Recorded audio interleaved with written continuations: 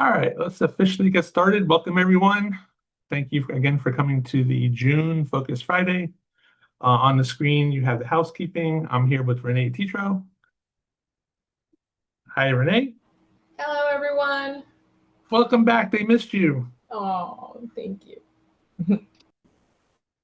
So the housekeeping, the session is being recorded. If you have any questions, we have two methods. We have the Q&A or we have the chat, whichever one you prefer. And with all that said and done, let's just jump into it.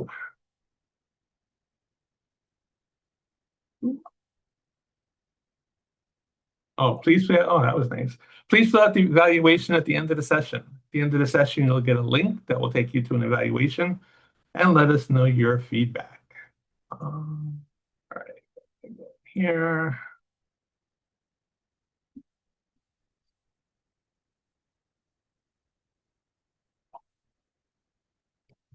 All right, so I'm going to start talking about for and the FML syntax. The last session, I talked about FML, but I talked about what I call basic FML, where you put the individual rows that you want on the lines where you want them. Today, I'm going to talk about FML hierarchy. In the last session, I mentioned that as an advanced topic. The FML hierarchy lets you have a parent-child relationship, and then you can create a report showing all the children records without having to know the individual specific values. So it's very powerful. So when would you use this? Well, this all started about in accounting, where you would have maybe a chart of accounts, where you have assets. So you might have current assets as cash, long-term assets like a building, liabilities, and then there's usually an owner equity. In this scenario, assets are usually denoted with an account number starting with a 1, liabilities starting with a 2. So anything starting with a 1, if you want to add up all your assets, you just say, I want to see everything starting with 1, and FML Basic will even handle that. So in a typical report, all of your report lines appear in the sort order. Lines only appear for values that you retrieve from the file based on the filtering or the where conditions. Free text can only be inserted on sort breaks, and inter-row calculations can only be performed as sort breaks using a recap. In FML and financial reporting, specific report lines can be placed anywhere on the page. So if you want to have England on one line, and then Italy, and then France, note that that would be out of order, you can do that. Report lines can appear in report regardless of whether there is data in the file. So if I said I want country Brazil, there is no country Brazil in the car file, but because you mentioned it as one of the 4 values, you will still see a line entry for Brazil that would have no data, but the row would be represented. You can add free text anywhere in between any of the lines. You can do inter-row calculations simply, and you can do complex formatting. So for the FML hierarchy, you have to have a parent-child relationship. So in this case, we have the parent value. So there is no main parent value. I mean, it might be 0. And then that 0 would then go to child 100. Child 100 would then go to another child that it has. So now it's the parent of that child. So 100 goes to 200, and so on, where we have 200 goes to 300. So requirements for this is you have to have the child field, which in this case we're looking at account code, the parent of that child, which is going to be the parent, account parent here, and then description is another factor that we can add. Now that description is the verbose naming of what the account code is representing, or whatever the child field is representing. There's a note usually requires an additional process to create the structure. You may or may not have your data directly in a table that has a parent and a child easily identified. So you can then create your own hold file that has this parent-child relationship, and then you can join the parent-child relationship into your main data file to take advantage of the hierarchical reporting. So the master that you're using that has the parent, child, and caption, you're going to add a reference equals field name, and that's going to be used on the property. So property equals, so on the parent field, you're going to say property equals parent of, and then comma, reference equals the child field. And then for the field that has the description of what that account or what that entry is, you're going to have property equals caption, and again, reference equals the field name that is the caption is representing. All right, requirements, each parent must be stored as a child. So you have to have a top level. A child may only have one parent. The top level must point to a blank parent. The child and parent fields must have the same format. So one of my examples is we have the car file. The car file has countries. You could conceivably create another field called continent. So if you wanted to then roll up and have the continent as the parent of the country, you could do that. But you just need to make sure that your country and your continent fields have the same formats. If you qualify the field name in the references, you must use those referenced field names in the request. And we'll see an example of that. So examples, we have a chart of accounts. 1000 is the parent, so it has no parent entry. And then 2000 goes to 1000. 2100 goes to 2000. 22 goes to 21. And note that 2210 and 2220 both go to the same parent.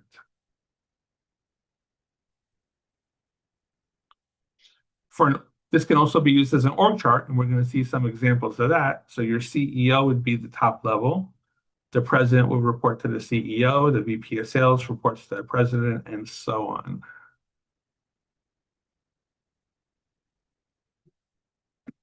All right, so we have, or we used to have in one of our sample data files, century statement, CENT, and it had a field GL account, which would be the child. We had the GL account parent, so it's nice that we have the name parent in the field name, so we knew what it was. But in order to tell Web Focus, this is a hierarchy. We say property equals parent of, reference equals GL account. And then we have the caption down further, property equals caption, reference equals GL account. So how do I go about creating an FML report using the FML hierarchy? So using that same file, I'm going to now just create what I want to see in the report. So I'm summing actual budget and variance by ledger account, which in this case is the child. And then I'm going to select the ledger account field, just like we did for the FML basic reporting. And we're going to click the for button at the top, for row. And then down at the bottom, we're going to click on the matrix tab down here at the bottom. That will then put us in the FML painter. But unlike before, where you saw all the individual values, here you see a plus and you see the parent value. So if I drag and drop profit before taxes over with the plus sign, then it's going to show me that value plus all of the children. So the goal of this session is to show you what the different options you have for each of those lines. If you click on the plus, you'll see now that under profit before tax, you see gross margins, total operating expenses, and total R&D costs.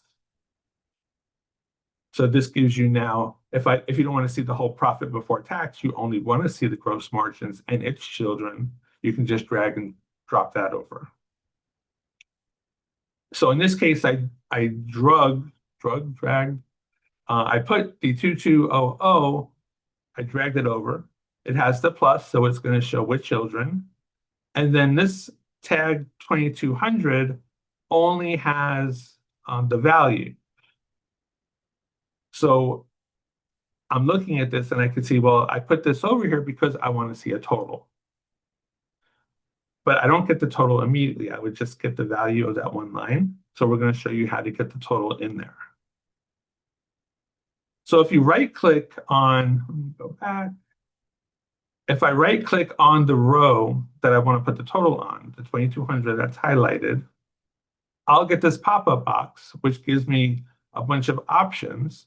So children, show selected item, or I can do show selected item, show selected item consolidated, show only the children. And these are the options that we're going to show in a little more detail using the org chart. But if I do consolidated, then that kind of implies that I'm doing an aggregation.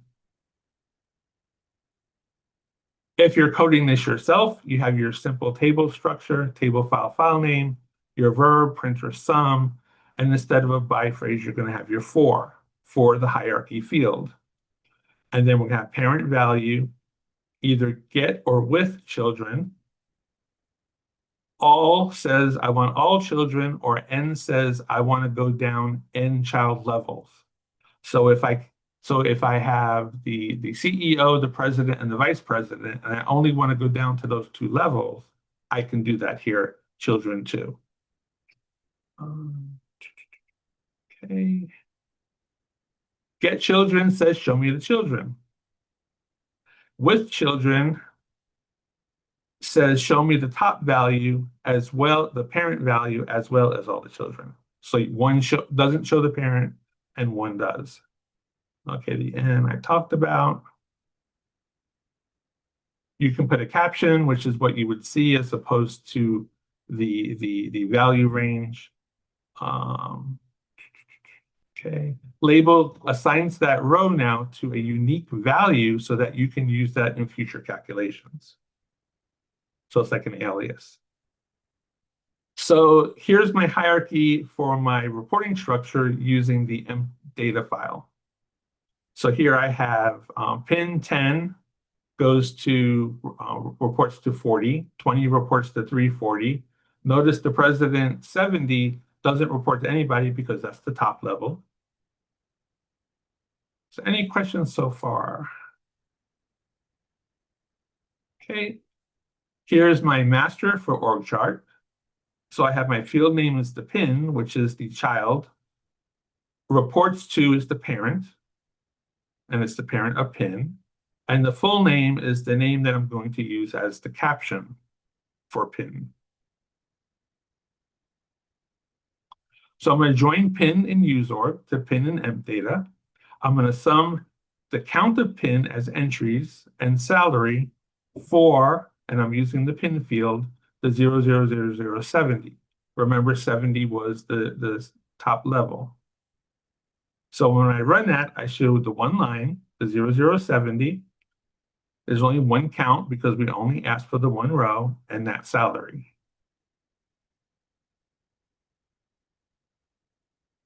If I then want to add another person, I can say 70 over 80, and then I'm going to indent one.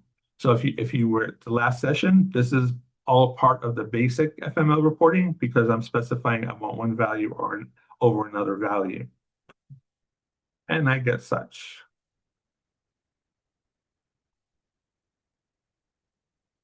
If I say I want 70 with children, so now it's going to change a little bit because now I see 70 and the two people that report to 70.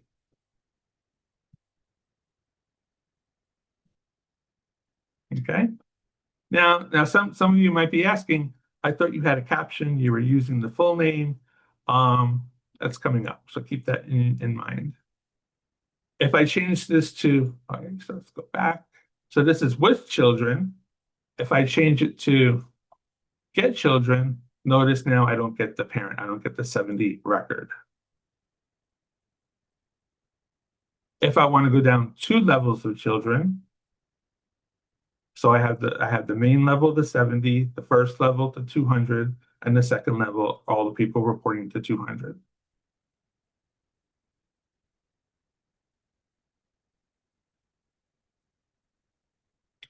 So now I'm doing with children all, so I get all the children at all levels. So I'm not limiting it to a certain level underneath the main level. So this will give you everybody. And then if I do an add, it's going to add up the values.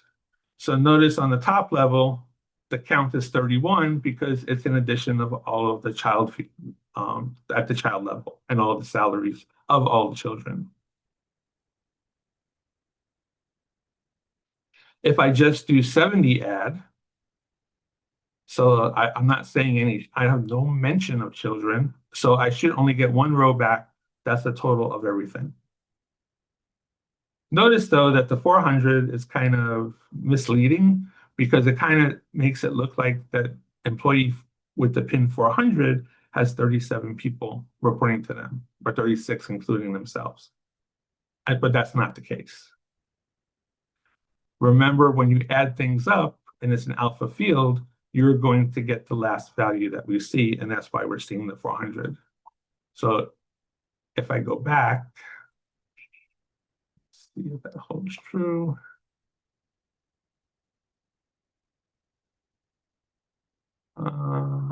It's based on the physical data, not on the sorted value. So that's why we're not seeing it there.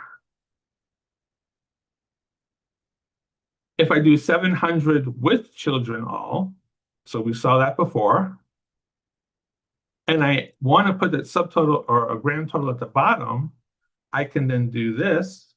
As we saw, 700 with children all gives us the first report. 700 add gave us the total. I can combine them in the one FML report by using an over. So I have 700 with children all over 700 add. This on table set for multiple on.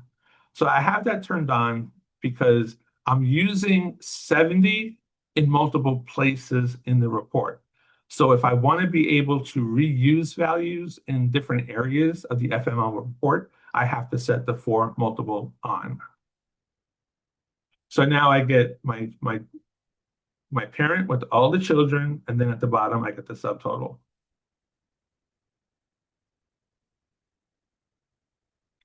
Okay, let's start cleaning this up a little bit.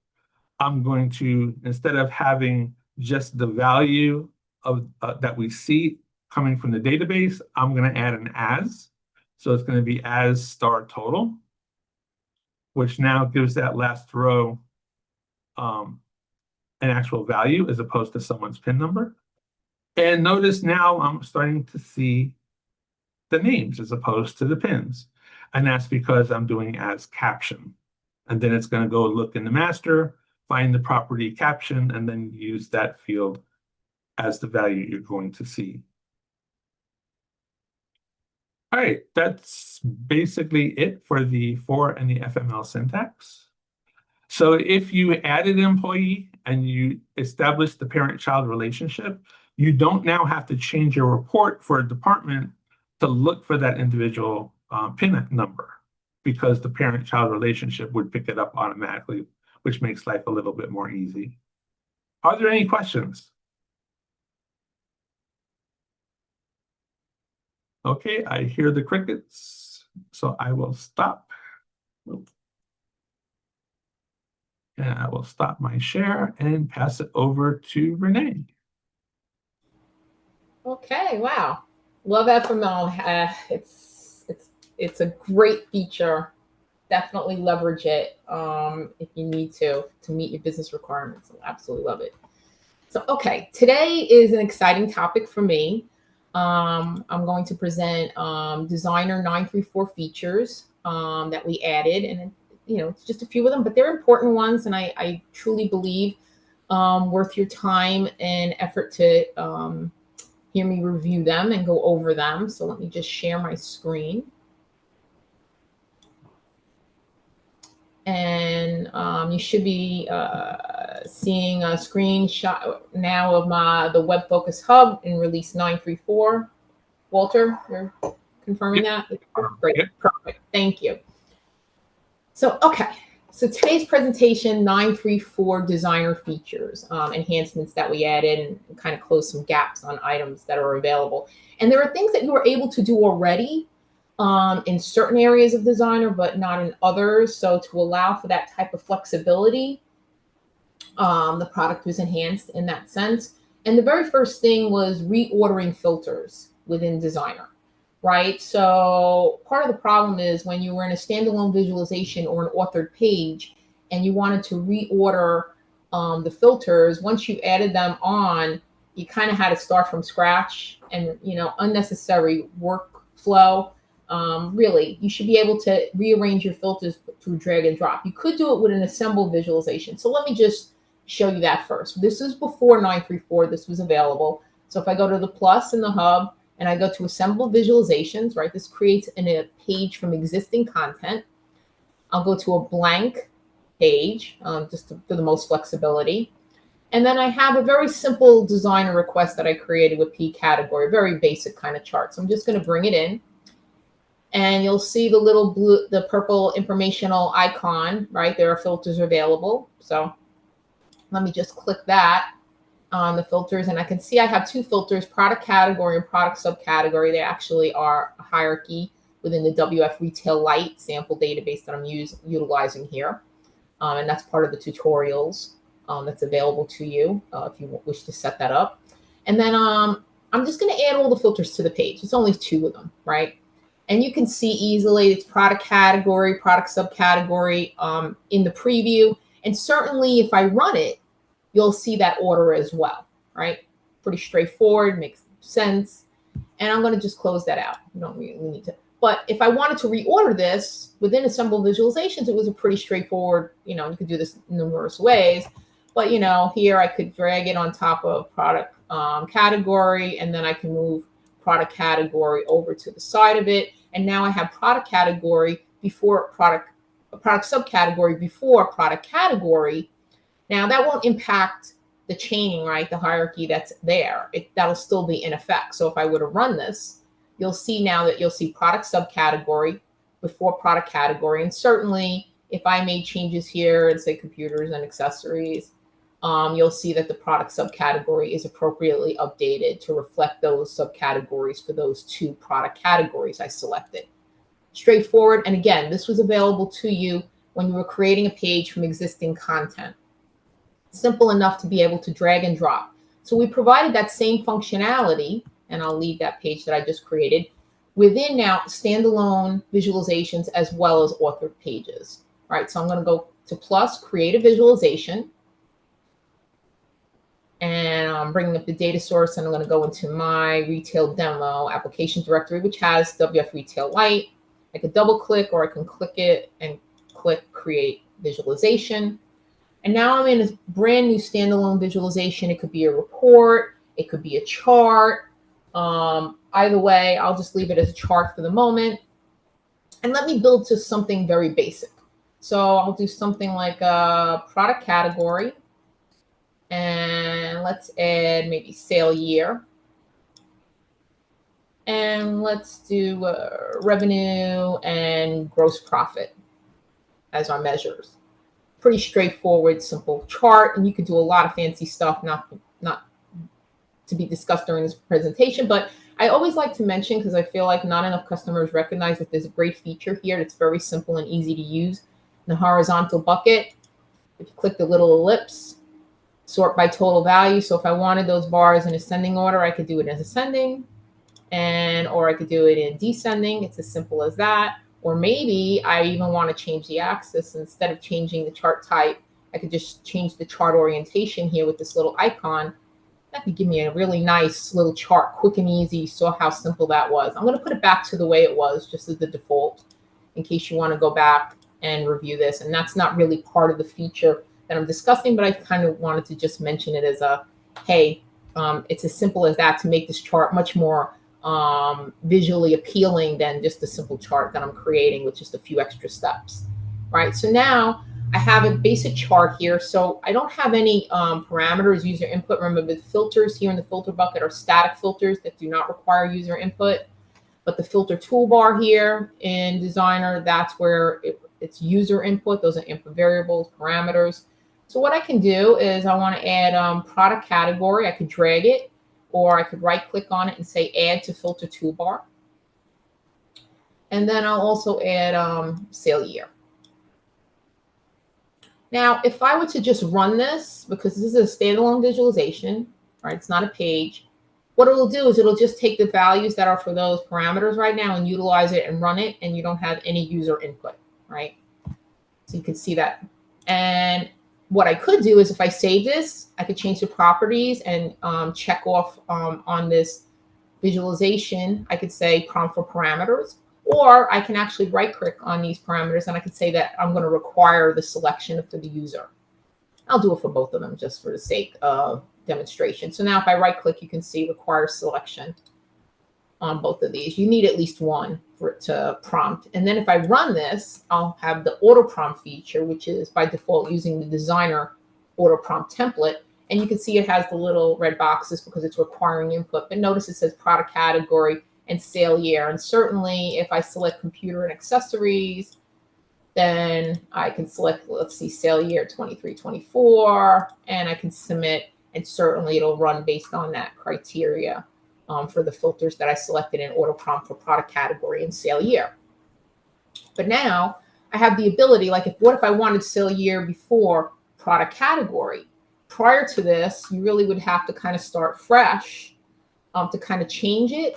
But now we give you the capability of actually just clicking and drag and drop. And when you see that little blue, it'll move over that way. And just it's updating just the prompts right now. And if I run it,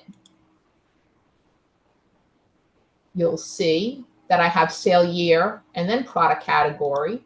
And certainly I can make my selections as appropriate like I did before, but now the prompts are in the order without having to recreate this visualization. And then certainly I could submit that with my selection, and you can certainly see that the output will come out and respect the filtering that was provided. But the key part here is that the sale year is before product category, and it respected the change that I made within preview. And certainly if this was a report, so right, remember we have our report sections here, our standard and our grid, those are our table requests. And if I expand down here, the templates, you can see that in the report section. There is this data grid, but that is truly a chart option rather than table file. But again, it is applicable to a report as well. And certainly if I were to convert this to a page with this icon right here, I certainly could then add other filters if I wanted to, and then reorder them as well. So the capability is not only just for a standalone visualization, but also for an authored page. So now you have full flexibility regardless of whether you're doing an assembled visualization from existing content, which we already provided that flexibility to reorder, but now a standalone visualization and an authored page, you can actually reorder the filters by dragging and dropping. You're getting that little blue icon. So really the whole point of this was to make the product more consistent across the board, as well as improve the workflow so that you don't have to recreate items in order to establish that type of, just to reorder your filters and everything like that. And of course, when you have an authored page, the filter bar will scroll if there are more filters. When you have an assembled page, you can kind of control how the filters are laid out, and even add a grid container to put additional filters on the page or separate from where the filter bar is. So assembled visualization still gives you some more flexibility, but the point being is that now you can easily utilize drag and drop to be able to reorder your filters. And that's a big major feature, to be able to do that regardless of how you're using Designer. So that's the very first feature I wanted to show. So I'm going to just close that out and talk about what's the second one. And the second one was really big too, and very similar in the sense of talking about reordering filters. Well, what about, besides reordering filters, meaning their position in the filter toolbar, what about actually specifying and changing the sort order of the drop down, right? So you want more flexible management of that, right? You want to be able to say sort ascending or descending on a drop down, because you can navigate and select more values, maybe more easily having it in descending order versus in ascending order, right? Rather than relying on the default, right? So let me show you first what we already had and that kind of capability, and maybe a little something extra that you might not have even been aware of that existed. So I'm going to go again to create assemble visualizations. So this is creating a page from existing content. I know I do repeat myself, but just for those people that might not be exposed to it, at least they'll be hearing that and understanding where I'm going to and why, what part of the tool, to be very clear. And again, this is before 934. This was already available, right? Assemble visualization. So I'm creating a page from existing content. I'm actually going to drag in the same chart that I showed you before with product category. And let that just update. And then, of course, again, I get the little icon for the filters, and I'm going to add all the filters to the page. And so I have product category and product subcategory, right? And Renee, yes, there a sorry. question? Yeah. Yeah. Can you make one mandatory and one filter not mandatory, but shown? Here, if you're making it, right, it's already available. You can say whether or not you wanted to make it optional or not here in an assembled visualization, right? So here, if I focus here on product category filter, right, I'll get the filter options here, or I can go to the outline right here on the sidebar, select product category here. That's one of my filters, or I could have selected product subcategory.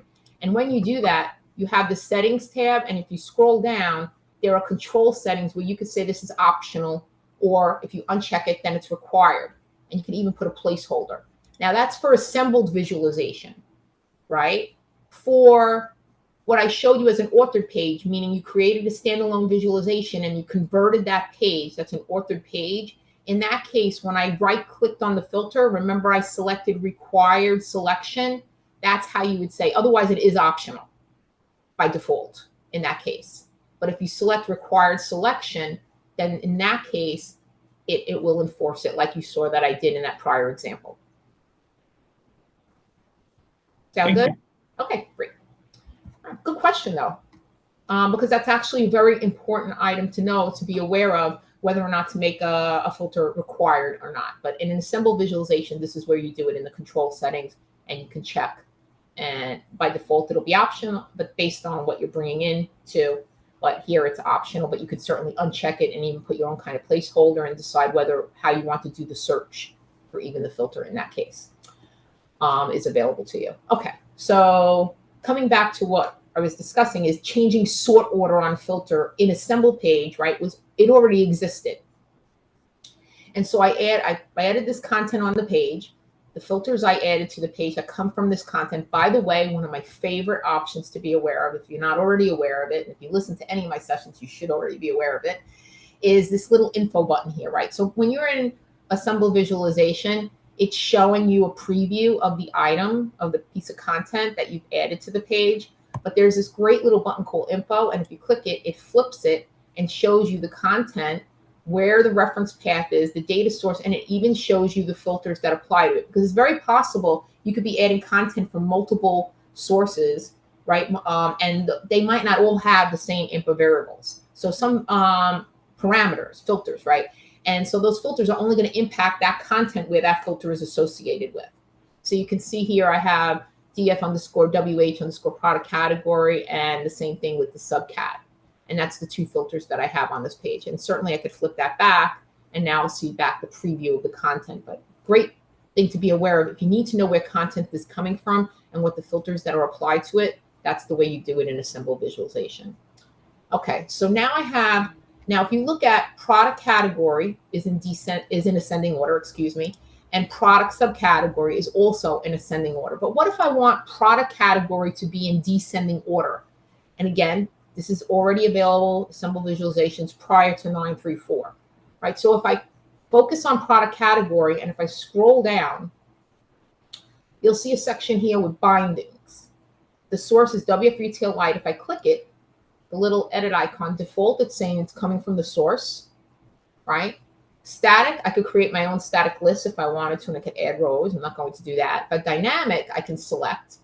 And if I say from data, I could say, hey, where do I want to pick? Maybe it's usually, typically, it's the same data source, right? Because what if another data source is selected and then it doesn't have the same values to match up? So always consider that. But I can select the data source, and here I'm going to select my WF Retail Lite. And then I can select the value and display field, which would be product category from that file. So I'm going to type in product. It helps if I spell it correctly. And I'll pick product category. And then for the display, do the same thing.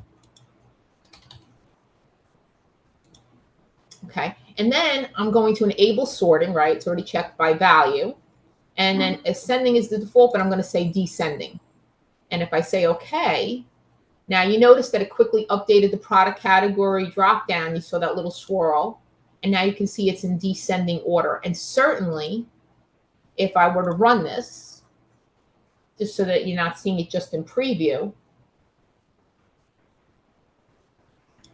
but you'll see it's also in descending order. Meanwhile, product subcategory was in ascending order, and that still remains as is.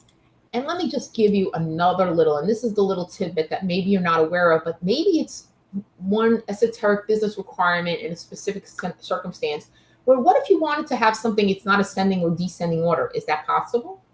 Yes, it is. And the way I can do it is through the same option. So in the bindings, in the source, instead of the dynamic I do from the data, I can say from a procedure. And I'll show you the procedure after I run this. But I'm going to pick up this procedure that I have called custom pcat sort. And then I'm going to open that. And now it looks like the procedure when it does the value in the display field. And you notice now I only have two fields because it's not picking from WF Retail Lite anymore. It's using as the data source the data from that procedure. And again, I'll show that to you in a minute, but I'm going to pick product category for the value and product category for display. And notice it's not giving me any sort order options because it's assuming that the procedure that you're providing will provide whatever it is in terms of the sort. Now, if I say OK, you'll see that it updated product category. And when I look at the drop down, now you'll see television, camcorder. It's not in ascending, nor is it in descending order. Right? And again, just to showcase that if I run it, it's not just preview that's impacted, but certainly at runtime, you'll see that that's also that same order. So television first, media player was last, and it's not in ascending or descending order. So how did I accomplish this? Well, obviously, I leveraged that feature with the bindings and said, call that folk exec. And if I show you what that folk exec code is, let me just edit. You'll see it's just a simple table file with a field called by pcat sort. Remember, those were the two fields we saw in the drop down when I was selecting fields, and then product category. And then I did hold list print only, and then I put the output as XML. But the key thing here is a defined field that I created where I'm doing a decode on product category and assigning a number. So televisions is 1, and then go, et cetera, so forth. So media player is 7 with a 9. Catch all, if there's other categories that get added at some point, go forward to that 9 category. And then I use that as my higher order sort field in this output. And that established a sort order that wasn't truly ascending or descending, but it was my own personal sort order that I required. But just, and again, I know this is just a sample, but I thought it was important enough to mention it, that that capability is there and already exists. And if you have need of it, that's how you would accomplish it in this case. So I'm going to close out that little sample. So what I've established here is through assemble visualization, we already had the ability to control the sort order. And certainly you could reference the data source and just say the field for the value and display, as I did here, and from the data, and then you would pick it, and then you could enable sorting that way. And then I also showed you how you could do it from a procedure where you can kind of create your own sort order. Okay, so that's great. That feature was already there. But what about standalone visualizations or authored pages, right? You really needed that extra flexibility to be able to say, hey, I want to be able to control the sort order without having to maybe do an assembled visualization. What if it's a standalone visualization? I should be able to easily control the sort order on the filters. And that's to give you that extra flexibility, right? Control over those filters. So I'm going to do plus, create visualization. And I'm going to create again, go into my retail demo, which is my WF Retail Lite, put that in there. And then what I'm going to do is I'm going to actually create a very similar request to what I did before. Maybe I'll change the sort a little bit here. I'll leave it as a chart for the moment. So I'll do product category, and then I'll do product subcategory. And then let's see, I'll do still revenue and gross profit. Okay. And then obviously I need some filters, right? So I can right click product category, add to the filter toolbar for dynamic filters, or I could have taken right here and dragged even from the request over the filter that way. And now if I right click on these filters, that's where we were talking earlier that if you wanted to do it on a standalone visualization or an authored page, right, you make required selection, you have that option there to make it required. Otherwise, if it's not checked like it is here, it's optional, right? But notice when I right click, now we have these sort options. This is what became available in 934. Prior to 934, you would not see this in a standalone visualization, but you can say sort ascending, and it'll default to that when you place the parameter. And again, this is for drop-down lists, of course. Or I could change it to descending. Now, I just want to go briefly outline content, right-click view source code, just for those. And I know there's a lot of coders out there, right? You can see that it has the horizontal bucket from the chart, right? Product category and product subcategory. So what you have as part of your request for those sort fields can be in ascending order. But here are the variables, right? That's the parameters, the amper variables. And notice that if you look over here, right where my cursor is hovering, you can see where they both say sort ascending. And if I try to just highlight over there so that you can see that right there, right? So that one says sort ascending, and then one right below it, right, for product category and product subcategory. Now I'm going to close that out, and I'm going to come back here and I'm going to right click on product category, and I'm going to say sort descending. Now, if I click the values, you can see that it's in descending order, but you can see that if I click product subcategory, it's still in ascending order. And certainly if I go to the source, you'll notice that now you'll see sort descending on product category. Another thing to note is when I talked about the reorder feature of filters before, like with a standalone visualization, if you look at the source code, the order of the filters will be reflected in the order of the wheres. Obviously, if you convert that to a page, that's internal and you wouldn't be able to see that. But from a standalone visualization, you can. Just to go back to reordering filters for a moment. So if I reordered them, then you'd see these change their position in the source code with that feature. But you can see it says descending and ascending for the other one. And certainly while I'm running this here, but let me just make some, I'm going to make these required just so that it prompts, because I didn't save this and have prompt for parameters. And if I run that, you'll see here, I made it required, but here, let me pick computer. But you can see now, right, it's in descending order. And I'll pick computer accessories, and I'll just say, I'll just say all for that. And you can see that it respects it. But you can see that it was in descending order. And that's really as simple as that. Now, certainly, if I wanted to, I could actually take this and change this to a report. So I'm going to go over here, right, to the template and hover over, and I'll make this like a standard report. And you can see there. And certainly if I ran this, again, it's just auto prompting filters, but then again, I could do the same thing. And you could see that it's applied even for a report, right? It's not just for a chart, it's also for a report. All right, so it's still in descending order. Meanwhile, my report, though, is still in ascending order because that's how that field is. So you can obviously have your content be sorted one way, whereas your filter is sorted in the opposite manner, as in this example. Right, and certainly if I wanted to, I could also convert this to a page. So now I have a page, and I certainly now don't need, if I uncheck required selection, it'll still prompt at this point, but you'll see, let me let that just run for a minute, just to take a second. And you can still see it's in descending order. And certainly if I went an extra step, let's say, and added, let's say, sale year to the filter toolbar. And now if I look at that, right, it's in ascending order, but that actually, you know, these years, I want it in descending order. That makes more sense to have the latest, right? Again, this is not a date field, right, where you get the calendar and everything. This was just a sale year integer value, right? But it came up as a list. So, hey, why not actually right click that and make that sort descending? And now when I click the list, now you can see it's in descending order. And certainly if I were to run this,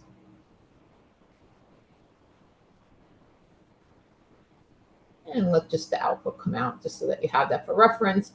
And then certainly you can see that sale year is in descending order, and it will respect any changes, obviously, that I make and filter on as appropriate. And you could still see product category is in descending order, but you could see subcategory is still in ascending order. So so the feature for 934 is allowing you to be able to sort on your filters directly, whether it's a standalone visualization or an authored page, but you already had that capability and a little bit extra with an assembled visualization. But it really is as simple as just checking whether or not right-clicking and selecting what you want, right? So that's the second feature that I wanted to cover. So the last one, and certainly not least by any stretch of the imagination, because I know that this was a big one that customers really, really wanted, was ranking data. We had the ranking capability in Info Assist. Certainly it was available. So obviously from a migration standpoint, making rank available within Designer was also very important. But ranking your data to be able to show, you know, that kind of critical insight with a ranked column, it's a virtual column, to rank it based on a field that's within your request. So trying to identify, right, those top performing or bottom performing like data points, and to allow that migration from Info Assist to Designer was really a key feature that we really did need to provide. And that is certainly now available within release 934. So let me just show you. If I go into create visualization, and of course, I'm going to select WF Retail Light. And what I want to do is I'm going to select, again, it'll be a very similar, but remember ranking is only for reports only, right? So it's not applicable to charts. It was always for reports. So for table file. So it means it's applicable to either standard report, as I'm hovering over, or grid, which are table file commands. And again, the only difference between these two are the by display, meaning the sort fields, whether they display, for every record, every row being displayed on the request, or if it only displays when the sort value changes, right? So that's the difference between the two. I'm going to pick standard report for the moment. And then I will select, of course, just for consistency's sake, product category and product subcategories. Notice that the buckets are different because it's a table request. Rows are our sort fields. Those are our by fields in the language. Summaries, that's the verb object, but you certainly could change the type of verb. And column groups would be an across, right? Just as an intro as to where we are and how the buckets are different from table versus chart. So I have product category and product subcategory as my sort fields. And I'm going to add revenue, let's see, quantity sold, and we'll do gross profit. All right, pretty straightforward. Remember, I'm also dealing with live data here in preview, so it's not going against the whole data source, but here it's limited to 1,000 rows. All right, so now I have a request, and certainly before I talk about ranking, if I were to right click, let's say on a field with revenue, I have the ability to say, if I said sort descending, it would create a hidden field. And now you can see revenue is sort in descending order. And if I were to look at the source code, you would see the impact on that. You would see by total highest, right? And then I could even, if I wanted to, on this hidden field that it did automatically, I could even put a sort limit and say, you know, maybe I want the top 5 and see how it limited that. And of course, if I were to look here in the source code, I would see by total highest 5, right? And it's no printed because that field is hidden. Revenue is still in the request, and we can see the impact. Certainly, if I wanted to, I could, unhide it, and then you would see it over here too. But that's the feature and everything. So I'm going to just delete that and go back to what I had originally. So that's sorting capabilities that were already there, right, in the product. Now, what if I want to take revenue and right-click, and now here's the 934 feature, where we could create this virtual ranking field based on your data. And I could say rank by highest or by lowest, but I'm going to rank by highest, but off is the default. And now it does the same type of capability that you saw with the sort on a measure, adding it to the request. Now, what it does is you'll see that you have a ranked column, and you'll see it has rank in uppercase here. And it does that also because the InfoAssist had the default of that, where rank was in uppercase as the column title. So we did that as a default. And if I am to right-click now on that hidden field, and actually before I do that, let me just look at the source code just so that you can see.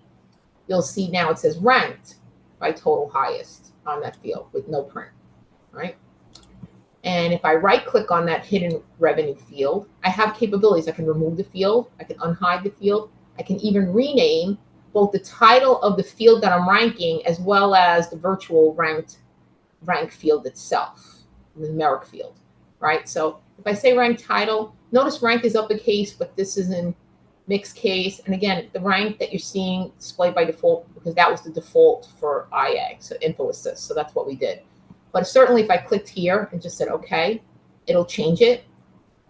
Or I can go back and rename the rank title and say ranking as that. And then maybe I don't want to hide that field, and just for the sake of just showing it, I can unhide that field so you can see it over here, even though it's still in the request. But maybe I want that there, and maybe I want to actually change it and change its title, so I can rename the title on that field too. So I could say revenue, like, comma, ranking, comma, to create a 2-line column title. And then you could see that. But certainly I say, no, you know what, I don't want that. I can go back and hide it. And certainly, obviously, that I could also decide, you know what, I don't want that at all. I could X out here, or I could right-click and just say remove. And then it'll go back to that. Okay, so one other thing I wanted to talk about in terms of ranking here. Now, if I also wanted a custom, I could do the sort. If I wanted, and I only wanted the top 5 here, I could do the sort limit of 5, and it would add that field in there, and I could have that way, and then I could do the ranking after the fact if I wanted to. But let's just pick a different field to rank on, because I want to talk about one other aspect of ranking.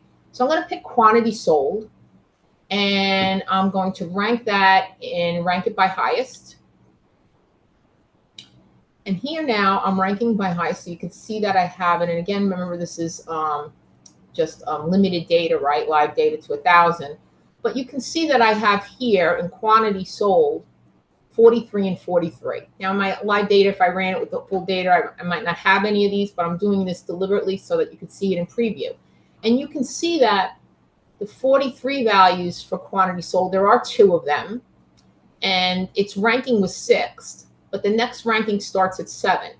So by default, we have dense ranking, and it says if there are multiples, the next ranking value will just be 1 more than that last ranked value that had the multiples in it. And so you can see it goes from 6 to 7. But what if I wanted to account for those multiples and have, instead of 6 to 7, I wanted 6 to 8, right? And then so forth. So might not be aware, but Designer now does have set command capability. It's not all the set commands, but it's definitely more extensive than InfoAssist's available sets. And I can click the set command, and if I scroll down, I'll see that there's a ranked option. I can check that. Dense is the default setting unless your environment changes the default. But I can pick sparse, and sparse says to account for those multiple values for the next sequential ranked value. So I'm going to select rank with sparse and click OK. Now, preview, you might not see updated immediately. Sometimes there needs to be a change twice, but you can just go in. We are aware of that issue. You can just go into set command and just click OK again. And now you'll say it says 6 and then 8, because it's accounting for those multiples based on that setting for rank. So you actually have a lot of control, and you can leverage now the set command within Designer to control even the ranking and how we handle those multiple instances. So it's not something where you have to develop it in Designer and then have a separate request that sets the setting and then run and then points to that Designer. It's actually, that capability is here and exists within Designer itself using the set command option. And the last thing I kind of wanted to show is just to prove the point from a migration standpoint. So I have this InfoAssist retail revenue ranking report that I created. And I'll edit the source first so that you can see the source code. Oh, I clicked edit, so we're actually in. That's okay, we can do it through InfoAssist. I want to show this anyway. And I have this retail revenue ranking report where you can see the ranking field. It's the top 12. And if I go over here to the bar, you can see revenue is kind of hidden, and you can see that there it says ranking there. But if I click on it, you'll see this is InfoAssist. You can see if I hover over the sort, I can see that the sort is descending. And then I can also see that ranking is on when I hover over that. And I can see limit. Limit is actually custom. And you can see 12. So you can see that's where the ranking is ending at 12 here. And I'll cancel it out. And here I can actually do a view source here. I hover over here in InfoAssist. And I can actually scroll down, and you can see the actual code that was being generated by that ranking capability in InfoAssist, where it did ranked as ranking. And you can see the ranking title. By total highest, there's the descending rank, 12, right? Because that's the custom limit on it, against the revenue field with no print, because that's being hidden as the highest level sort field before product category and subcategory, so that you can get that effect of seeing revenue, right, in descending order, but the rankings, right, as appropriate. So now let me close this out of InfoAssist and let me right click, and then I'm going to edit with Designer. And it'll bring into Designer. And the first thing I want to just showcase from the outline, right click on content, view source code, you can see here the same type of code that you saw in InfoAssist, right? Ranked is ranking by total highest 12 on that revenue field, no print. But let's look at it from the user interface perspective, right, within Designer. So now if I see I have revenue, I see the ranking there. I can see that it's respecting, right? It looks great in preview the way it should. And if I right click on revenue, I can actually see that it's hidden, and I can see the rank title and the ranking, etc. And then if I go over here to revenue, because you're saying where's the custom 12? Well, if I go to revenue in the summaries bucket, you can see it says sort descending, but notice it also has the sort limit with the custom of 12. So we handled all those situations, even from a migration perspective, and how you can control ranking. And this was a big feature. There were a lot of customers that said they really needed to have this within Designer. And so now you have that capability, and it's not just a capability that you can do ranking within Designer, but now we have the ability to also take that feature and allow for InfoAssist migration of the ranking into Designer, and then be flexible where you can adjust it accordingly as well. Because maybe once you have it in Designer, you want to change it after the fact, and certainly you have that capability. So hopefully that was a great introduction into those features, and that you can leverage them in the latest 9.3.4 release level. Any questions? Yes. Okay. So there's a question that says, can they develop in 9.3.4 in a development environment, but then take that code and run it in an older version like 9.3.2 in production? You could develop it in Designer and run it in a 9.3.2, but you just couldn't go into Designer to change it, because then it wouldn't recognize those features and it could potentially clear it out. So you certainly can take something in 9.3.4 and run it in a 9.3.2, assuming that it's not like a feature not add, like talking about ranking specifically as an example. You certainly could do that, and it certainly would run. The only thing is, if you wanted to go back into Designer to open it up, the feature isn't there yet in the 9.3.2 code. It won't understand what to do with it, and therefore it's not going to recognize it, and it would pull it out. So you couldn't leverage the tool itself on that procedure, but certainly ranking is understood in the language, so it would be respected in 9.3.2. just from an execution standpoint.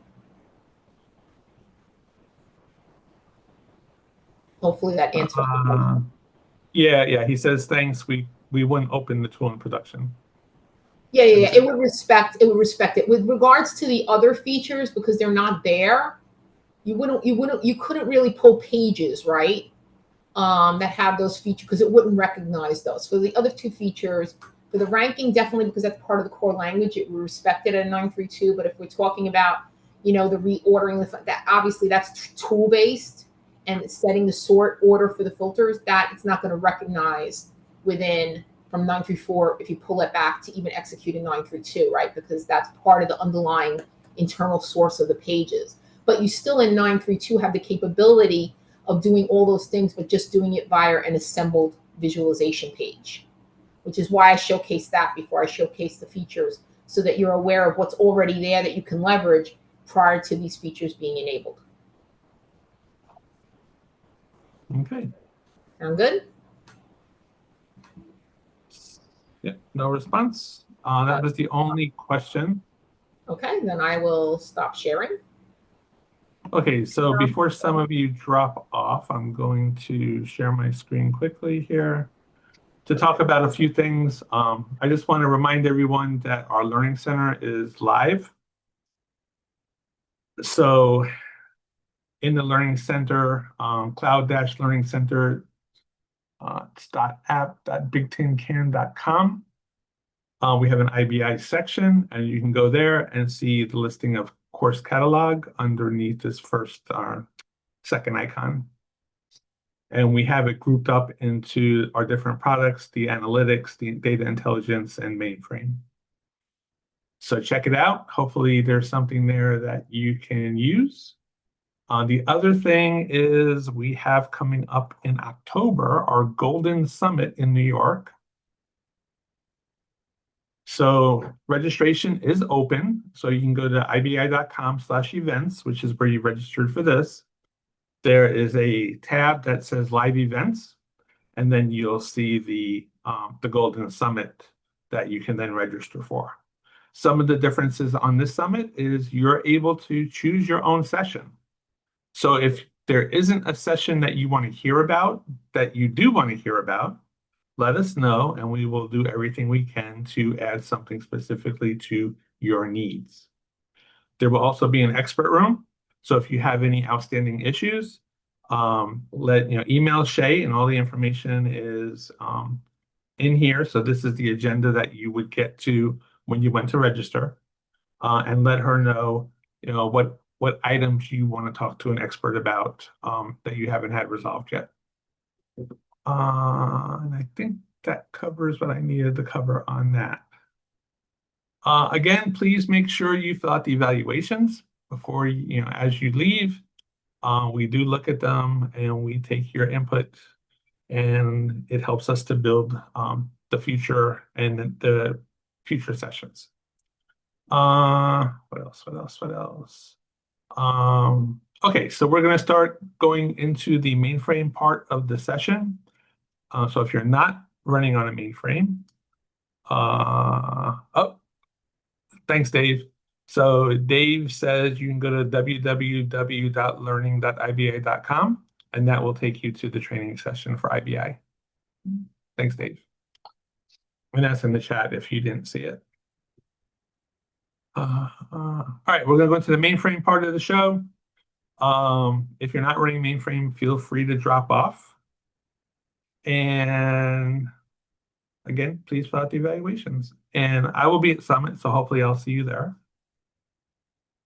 All right, so let me sharing. So let's start my session. I am sharing, right, Renee? Yeah, just sharing. Okay, thanks. All right, today on the mainframe part of the session, I'm going to talk about configurations. We've talked about profiles previously, which is one type of configuration because it establishes your environment, but there are some more hardware specific type or environmental things which are going to be in the configuration files that you can't do in the profiles. So what are the configuration files? They're used to establish your environment. They provide mechanisms to connect to various data adapters. It allows you to connect to other instances of either a Web Focus or a Focus Studio set environment. And it's similar to profiles, except they only run once. Usually your profiles run every time a new agent starts. The config only runs once when the server starts. If you're running Focus, Focus is a single standalone session. So when you run Focus, your configs and your profiles basically are going to run the one time anyway. So you really don't see a difference. But for a Focus Studio or a Web Focus reporting server, a PDS server, you will only run the configs once. So where do you find the configuration files? Well, it's going to be under the high-level qualifier, the HLQ, .conf whatever. So for Focus, I looked to see what was out there, and I had an access file, a CFG, data, mass, PRF, and SQL. The only ones I'm going to talk about are the CFG, data, and PRF. The other ones are available, so if you want to add common masters, common access files, and common SQL scripts, then you have the ability of putting them also in a conf file. But then you would need to add those in your startup JCL to bring up the server. Most of the time, that information is just available through master, folkexec, and those files. For Focus Studio, there's a lot more because Focus Studio is a server. The DFMs are for, if you look here, we have the default and the WC default and in the agents. So those are for those agents. Again, I'm only going to talk about the config, the data, and the PRF. If I look at the reporting server console or the Focus Studio console under workspace, which is what we're seeing here, notice you see workspace and it tells you what the file is. So you have an edit serve config, administration, admin config, Odin config, and the edit sprof.prf. So we'll go into those in a little bit more detail. In the conf.cfg, you're going to see for Focus this $rel DDS. And we're going to talk a little more about that coming up next. But that basically is what's going to be configured to your errors DD allocation. Ediserve sets up your environment. Focus log is if you're doing folk log reporting. Your Odin is any communication things, like if you have an external Web Focus server you want to access. Conf.data has sample startup code and examples. And then the conf.prf is your profiles, which we've gone over in another session. All right, in the conf.cfg, the $rel DDS, it contains entries for high-level qualifier .conf.prf and high-level qualifier f.home.err.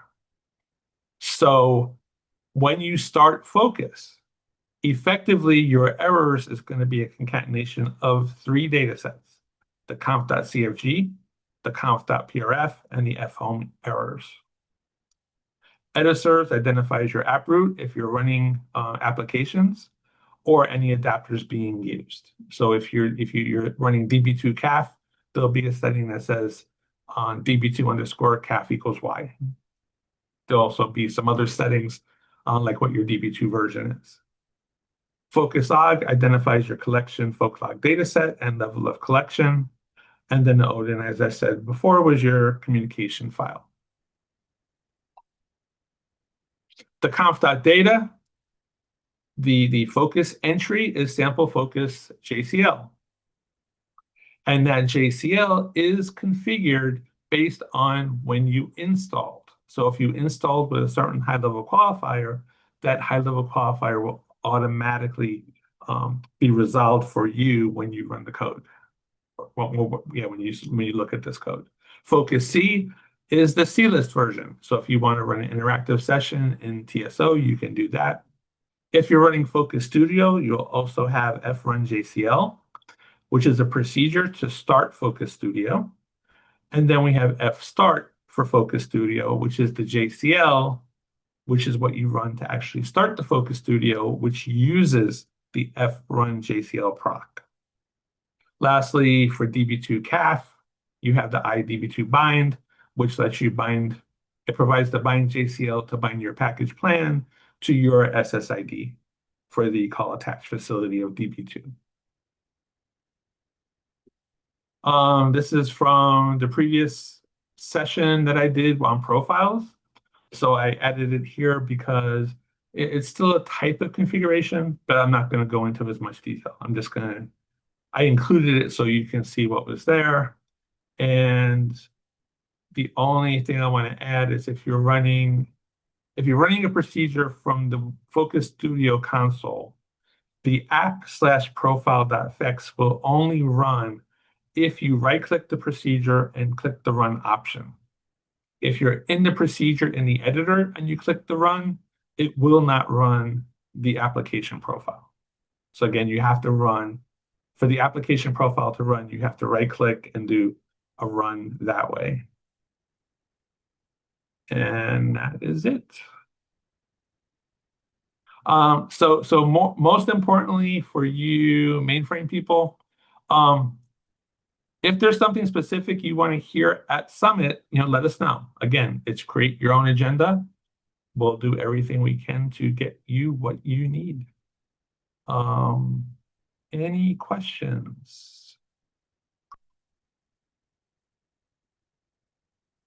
No, still crickets.